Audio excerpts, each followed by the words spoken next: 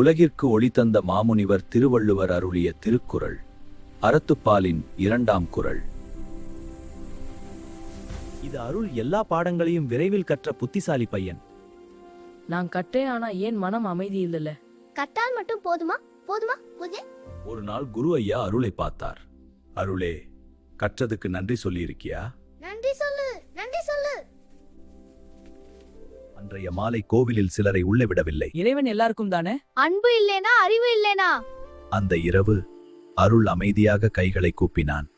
இறைவா, உண்மையான அறிவு என்ன? அஜானக் ஒரு நட்சத்திரம் அதிகமாக மின்னியது. ஒளி வருகிறது வருகிறது. நம்பிக்கை வை, அதிசயம் வரும். நம்பிக்கை வை, அதிசயம் வரும்.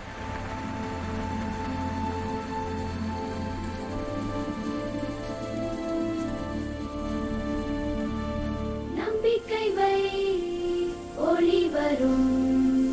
நம்பிக்கை வை, ஒளி வரும்.